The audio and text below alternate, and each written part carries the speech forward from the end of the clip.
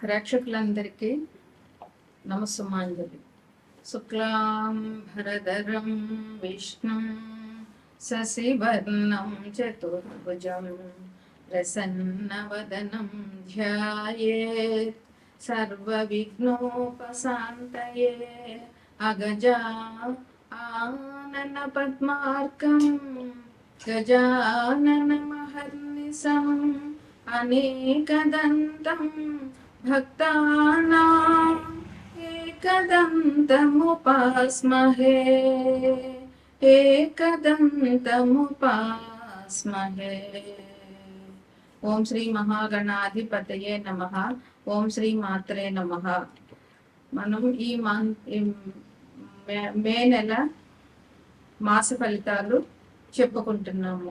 ఈ మాసంలో ఎవరికి ఏ మంచి జరుగుతుంది, ఎవరికి కొంచెంగా అనుకూలంగా లేదు అనేది ఈ మాస ఫలితాల్లో మనం ఇప్పుడు తెలుసుకుంటాం.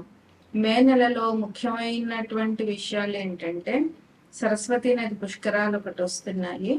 అట్లాగే హనుమ జయంతి. అంటే తెలంగాణలో హనుమ జయంతి ఆల్రెడీ చైత్ర పౌర్ణమికి అయిపోతుంది, కానీ ఆంధ్ర సైడు హనుమ జయంతి మే 22న ఉన్నది. అలాగే ఈ వ్యవసాయానికి సంబంధించి అయితే డొల్లు కర్తరి, నిజ కర్తరి ఈ మే నెలలో జరుగుతాయి.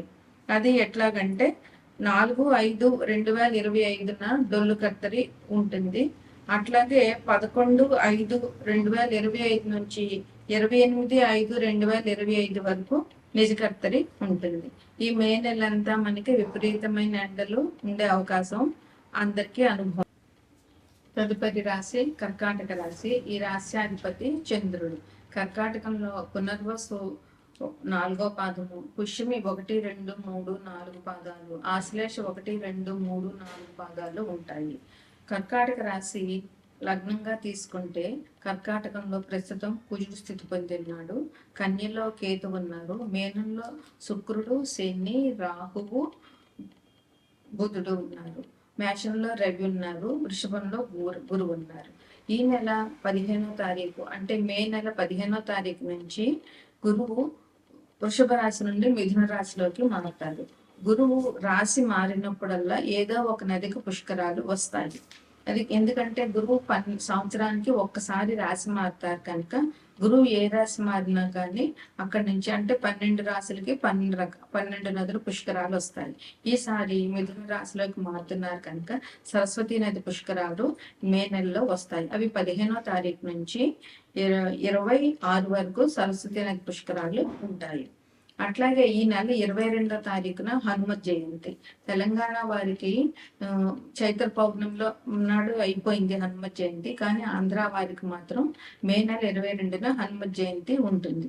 వ్యవసాయదారులకు ముఖ్యంగా 4వ తారీఖున 4 మేన దొల్లు కర్తరు ఉంటుంది. 11/5 నుంచి 28/5 వరకు నిజ కర్తరు ఉంటుంది.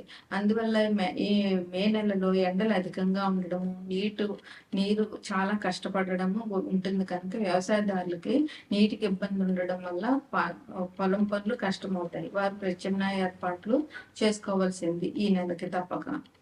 అందువల్ల వ్యవసాయదారులకి కొంచెం కష్టకాలం మే నెలని చెప్పవచ్చు.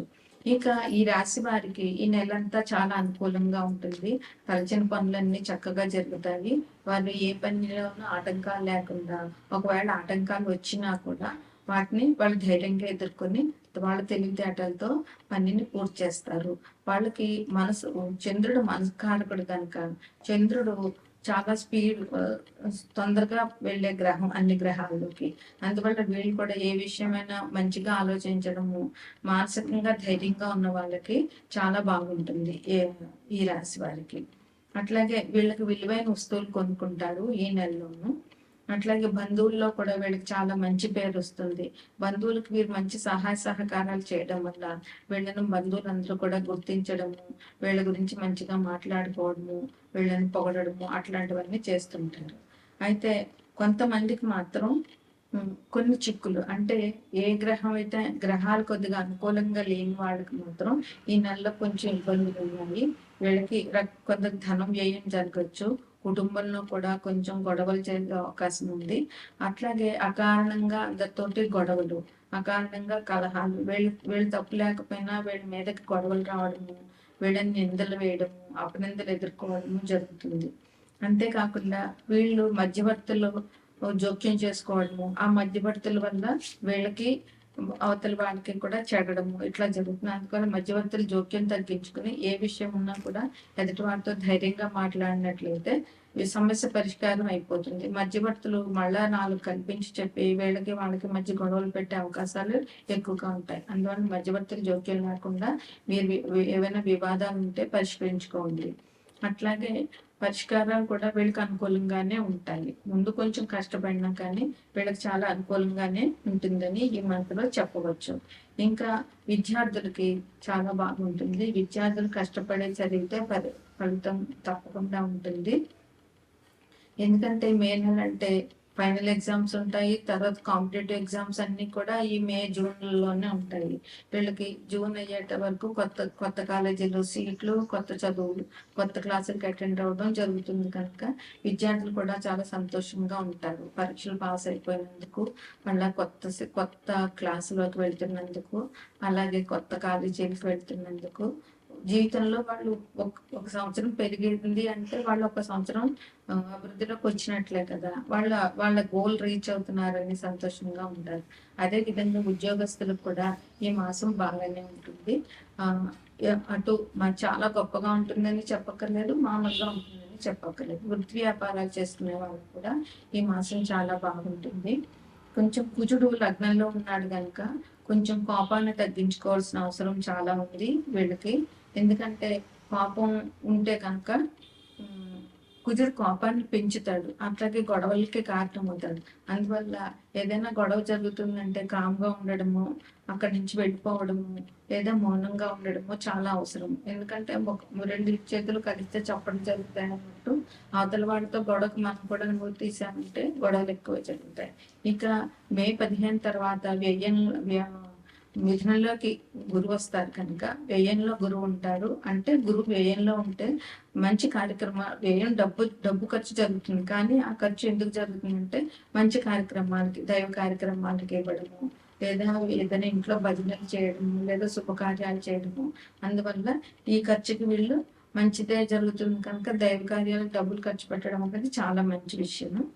ఇంకొక విషయం ఏంటంటే రాహువు మీనరాశిలో ఉంచి కుంభరాశిలోకి 19వ తారీఖున ప్రవేశిస్తారు. అందువల్ల కొంచెం రాహు ఇబ్బందులు లేకుండా చూసుకోవాలి. దుర్గాదేవి పూజలు చేయాలి, లక్ష్మీదేవి పూజలు చేయడం ఈ రాశి వారికి చెప్పదగిన పరిహారాలు. మే 22న ఉన్నది. అదే విధంగా ఈ రాశి మార్పు వల్ల గురువు మిథునంలోకి రావడం వల్ల గురు పంచమ దృష్టి తులారాశి వారి మీద పడుతుంది. అందువల్ల వీరికి గురు దృష్టి వల్ల వీరికి చాలా మంచి యోగదాయకమైన కాలం అని చెప్పవచ్చు. వీళ్ళు వృత్తి వ్యాపారాలు చాలా బాగుంటాయి. అన్ని వృత్తుల వారికి కూడా ఈ మాసం అనుకూలంగా ఉంది. వ్యాపారం చేసే వాళ్ళకి చాలా బాగుంటుంది. అంతేకాకుండా వీళ్ళు ఒక మంచి శుభవార్త వినే అవకాశం ఈ రాశిలో వారికి ఉంది. రాజకీయ నాయకులకి ఈ కాలం చాలా బాగుంటుందని చెప్పవచ్చు. వీళ్ళు వివాహ శుభకార్యాలు చేస్తారు. అదే విధంగా వేరే చోట జరిగే వివాహ శుభకార్యాలకి ఈ రాశి వాళ్ళు అటెండ్ అవుతారు. విద్యార్థులకు మంచి కాలం చెప్పవచ్చు. గురుదృష్టి ఉంది కనుక తులారాశి అధిపతి శుక్రుడు కనుక మంచి ఫలితాలు ఉంటాయి. ఈ విద్యార్థులు బాగా కష్టపడినట్లయితే గురు అనుగ్రహం మూలంగా మంచి సీట్లు రావడము, అలాగే ఉద్యోగాన్ని ట్రై చేసే వాళ్ళకి మంచి ఉద్యోగాలు రావడము అంతా జరుగుతుంది. గురు అనుగ్రహం, గురుదృష్టి ఉందంటే తప్పకుండా ఈ రాశి వాళ్ళకి చాలా మంచి జరుగుతుంది. అందువల్ల అందరూ కూడా గురువును పూజించడము, దత్తాత్రేయుని కానీ లేదా సాయిబాబాని కానీ, గురుచరిత్ర పారాయణం కానీ చేయడము, విష్ణాలయాలు, శివాలయాలు సందర్శించడము చాలా మంచిగా జరుగుతుంది. అదే విధంగా వీళ్ళకి ఆకస్మికంగా వచ్చేటటువంటి ధనయోగం కూడా ఈ రాశి వారికి ఉంది. వీళ్ళు ఎంత కష్టమైన పని అయినా కూడా చాలా ఈజీగా చేయగలుగుతారు. అట్లాగే ఆరోగ్య సూత్రాలు అంటే యోగా చేయడము, వాకింగ్ చేయడము, అట్లా జిమ్కి వెళ్ళడము, ఇట్లాంటి ఆరోగ్యానికి సంబంధించినటువంటి జాగ్రత్తలు ఈ రాశి వాళ్ళు బాగా తీసుకుంటారు. అందువల్ల ఆరోగ్యపరమైనటువంటి నష్టాలు ఏమీ ఉండవు, అనారోగ్య సూచనలు కూడా లేవు. వ్యవసాయదారులకే కొంచెం ఇబ్బంది ఉంటుంది. ఎందువలనంటే 4వ తారీఖున డొల్లుకత్తెర ఉన్నది. 11వ తారీఖు నుంచి 28వ తారీఖు వరకు నిజ కత్తెర ఉంటుంది. ఈ కత్తెరలో మే నెలలో వర్షాలు వచ్చే అవకాశము తక్కువే. అలాగే ఈ మే నెల ఎండలు కూడా చాలా ఎక్కువ ఉంటాయి. అందువల్ల వ్యవసాయదారులకు నీటికి సంబంధించిన సమస్యలు ఎదుర్కోవడము, నీటి వల్ల ఇబ్బందులు పడడము జరుగుతుంది. దానికి ప్రత్యామ్నాయ ఏర్పాట్లు చేసుకోవడము అవసరం. అట్లాగే వ్యవసాయదారులకు కొంచెం కష్టకాలమనే చెప్పవచ్చు. ఇక ఈ ఏదైనా గ్రహం అనుకూలంగా లేకపోతే ఈ రాశి వారు నమ్మిన వాళ్ళ వల్లే మోసాలు జరిగే అవకాశం చాలా ఉంటుంది. అనారోగ్యం ఉండేటటువంటి అవకాశం కొంతమందికి ఉంది. భార్యాభర్తల మధ్య అన్యోన్యత లోపించే అవకాశం కూడా కొన్ని నక్షత్రాల ప్రజలకు ఉన్నది. అందువల్ల వీళ్ళకి అవమానం, అపనింద, సస్పెన్షన్ నుంచి వీరికి విడుదల కావాలి అని అంటే గురుగ్రహ అనుకూలం కోసం శనగలు దానం చేయడము, గురుచరిత్ర పారాయణం చేయడము, పెద్దవాళ్ళని గౌరవించడము, ఇట్లాంటివన్నీ చేయడం వల్ల